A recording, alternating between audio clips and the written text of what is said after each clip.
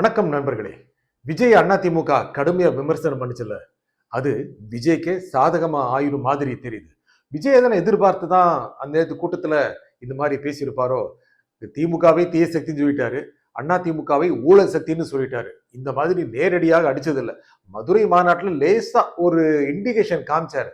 ஆனா நேரடியாக ஊழல் சக்தி, இப்போ ஆண்டவங்க, முதல்ல ஆண்டவங்க எல்லாத்துக்கும் எதிராக இருக்கிற மாதிரி காமிச்சிட்டாரு. அதிமுக பொங்கிருச்சுங்க. உடனே அடி அடி நடிச்சிட்டாங்க.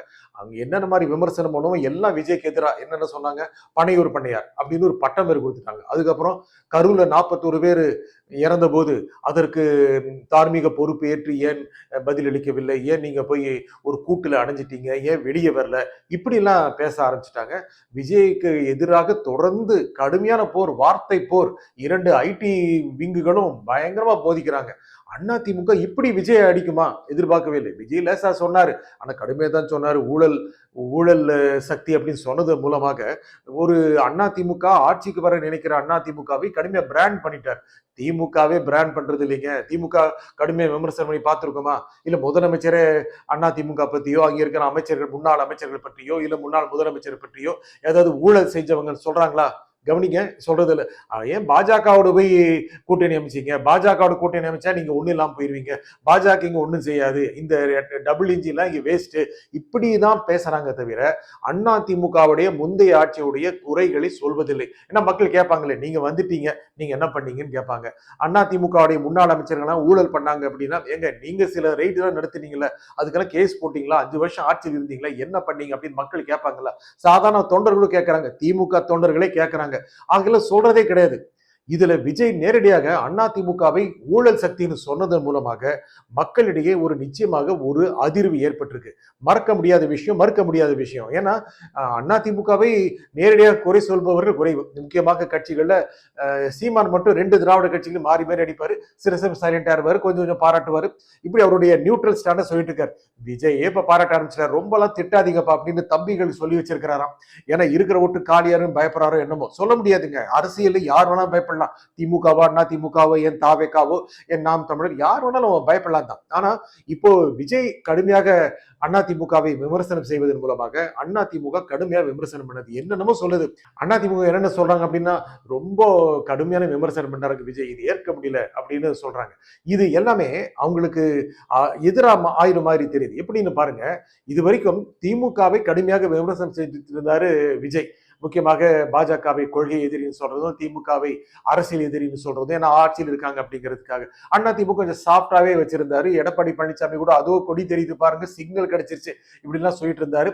ஏதோ ஒரு கூட்டணி வந்துருமோ அப்படின்னு நிறைய பேர் எதிர்பார்த்தாங்க. முக்கியமாக டிசம்பர் இறுதியில பாஜகவை கட் பண்ணி விட்டுருவாரு எடப்பாடி, விஜயும் எடப்பாடியும் கூட்டணி அமைப்பாங்க, இப்படி எல்லாம் எதிர்பார்ப்பு இருந்தது. அது இல்லாம ஆயிப்போச்சு. அதிமுக பிரதமர் தலைமையில ஒரு பிரச்சார கூட்டம், பிரம்மாண்ட பிரச்சார கூட்டம் நடத்துச்சு. அதுல ஒரு கூட்டணி கட்சிகள் நடந்துட்டாங்க. அப்புறம் எடப்பாடி பழனிசாமியும் டிடிவி தினகரனும் பங்காளி சொல்லி அன்பு பாராட்டிக்கிட்டாங்க. இதெல்லாம் மக்கள் பார்த்தாங்க. பார்க்க வேண்டிய நிலைமை மக்களுக்கு இருக்குல்ல. இதெல்லாம் பார்த்தது மூலமா அதிமுக ஒரு ஃபார்ம் ஆயிருச்சோ அப்படிங்கிற ஒரு எண்ணத்தை கொடுத்துச்சு. அது மறுக்க முடியாது. திமுக அணி அப்படியே இருக்கு. இருந்தாலும் காங்கிரஸ் இருக்குமா இல்லையாங்கிற சந்தேகம் இருக்கத்தானே செய்யுது. ஆனா காங்கிரஸ் போகாதுன்னு வைங்க, இருந்தாலும் போவாங்களா இல்லையா? ராமதாஸ் வந்துருவாரா இல்லையா? ராமதாஸை கூப்பிட்டு வைக்கிறதுக்கு திமுக ஆசைதான் படுது. விடுதலை சிறுத்தைகள் வேண்டாம் அப்படின்னு சொல்றாங்க. நிச்சயமா எங்களுடைய முடிவை மாற்ற மாட்டோம். எங்கே பாஜக இருக்கிறதோ பாமக இருக்கிறதோ அதில் இருக்க மாட்டோம் அப்படின்னு திருமாவளவன் தெளிவா சொல்றாரு. இப்ப என்ன பண்றது? ராமதாஸை கூப்பிட்டு வச்சுக்கிட்டு விடுதலை சிறுத்தைகள் போயிருச்சு அப்படின்னா அது பெரிய இழப்பாயிரும். இதெல்லாம் திமுகவுக்கு இருக்கிற பிரச்சனை.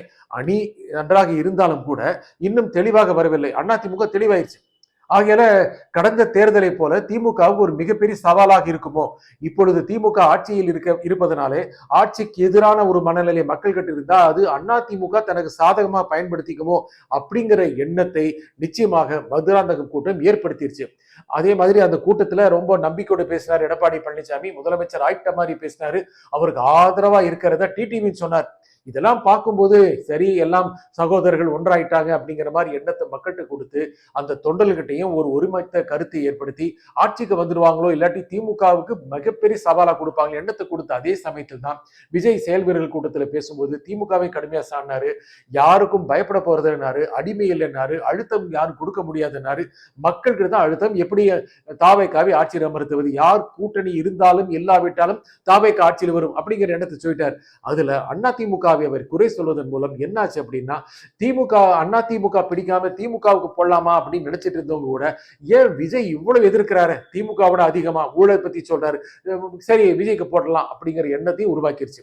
நிறைய பேர் என்ன சொன்னாங்க, நிறைய சிறுபான்மை வாக்குகள் திமுக விஜய்க்கு போறதுனால திமுக நிறைய ஓட்டுகள் இழக்கும் அப்படின்னு நிறைய பேர் சொல்றாங்க. அப்படி இருக்க வாய்ப்பு இல்லை, பாதியா பிரிக்கக்கூடிய வாய்ப்பு இருக்கு. இருந்தாலும் விஜய்க்கு ஒரு அட்வான்டேஜ் இருக்கு.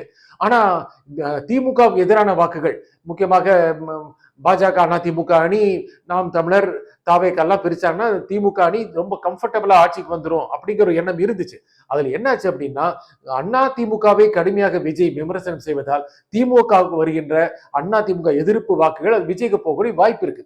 ஆகையால திமுகவுக்கு இது ஒரு பலவீனம் தான் ஆகக்கூடிய வாய்ப்பு இருக்கு, விஜயுடைய நேற்றுடைய பேச்சில் இருக்கின்ற ஒரு சூட்சமம் காரணமாக.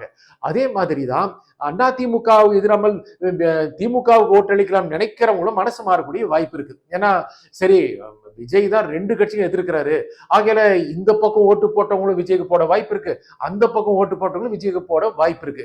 இதுல அதிமுகவுடைய வாக்குகள் தான் அதிகம் விஜய் கவர்வார் அப்படின்னு நம்ம பல நிகழ்ச்சிகளை பேசிட்டு வந்திருக்கோம். ஆனா நிறைய பேர் என்ன சொன்னாங்க, திமுக ஆதரவு வாக்குகளை அதிகம் விஜய் கவர்வார், ஆகையால் திமுக பலவீனப்பட்டு அதிமுகவை ஆட்சியில் அமர்த்துவார் அப்படின்னு நிறைய பேர் சொன்னாங்க, விரும்பினாங்க. ஆனா அப்படி இல்லை, அதிமுக ஓட்டுகளை அதிகம் விஜய் கவர்வார், திமுக ஓட்டுகளையும் கவர்வார். இதுல வட மாவட்டங்கள் இருக்கின்ற முக்கியமாக பாமகவோட ஓட்டு, விடுதலை சிறுத்தைகள் ஓட்டு இதெல்லாம் இருக்கு. தென் மாவட்டங்கள் இருக்கின்ற முக்குரத்துற ஓட்டு, ஏன்னா டிடிவி போனதுனால அந்த ஓட்டு மூணா பிரியும், ஒன்னு அதிமுக அணிக்கு வரும், ஒன்று திமுக அணிக்கு வரும், இன்னொன்று தாவேக்காவுக்கு போயிடும். இதெல்லாம் ஓட்டு எல்லாம் பிரியறதுனால விஜய்க்கு மறுபடியும் ஒரு அட்வான்டேஜான பொசிஷன் இருக்கு. ஆகையால என்ன நடக்குது அப்படின்னா அதிமுகவும் விஜய்க்கும் இடையே கடுமையான போட்டி, ரெண்டுமே கடுமையான வார்த்தை போர் நடக்கிறதுனால பொது வெளியில மக்கள் என்ன நினைக்கிறாங்க, விஜய் எத்தனை நாள் நம்பர் 1 எதிரி திமுக சொல்லிட்டு இருந்தார், இப்போ நம்ம உதிரி அதிமுக போல இருக்கு அப்படின்னு மக்கள் கிட்ட ஒரு கருத்து வர ஆரம்பிச்சிருச்சு.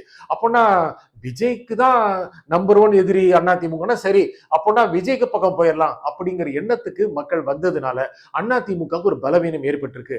என்னதான் மதுராந்தகம் கூட்டத்துக்கு வந்து மோடி கடுமையாக என்டி ஆட்சிக்கு வரும் அவரு சொல்ல, எடப்பாடி பழனிசாமி அதிமுக ஆட்சிக்கு வரும் சொல்ல, இது முரண்பாடு மக்கள் கிட்ட தெளிவாக வராவிட்டாலும் கூட அதிமுக ஓட்டு கணிசமாக விஜய்க்கு போகக்கூடிய சூழல் இருக்கு. இதுல விஜய் வழக்கம் போல திமுக விமர்சனம் பண்றாரு தீய சக்தின்னு. ஆனா நேற்றைய கூட்டத்திற்கு பிறகு திமுக விஜய் எந்த அளவுக்கு எதிர்த்தாங்க, எந்த அளவுக்கு பதிலடி கொடுத்தாங்க, இல்ல தானே, அதிக அளவுக்கு இல்ல தானே. ஆகையால திமுகவை இது எதிர்பார்க்கல. அதிமுகவை தன் பக்கம் விஜய் இழுத்துக்குவாரோ, அதிமுக ஓட்டுகளை தன் பக்கம் எடுத்துக்குவாரோ அப்படின்னு திமுக எதிர்பார்க்கல. அப்படி இழுத்துட்டாரு, தனக்கு நல்லதுதானே நினைக்கிற அதே சமயத்து தான் திமுகவுக்கு தன்னுடைய வாக்குன்னு எடுத்துக்கிறாரு.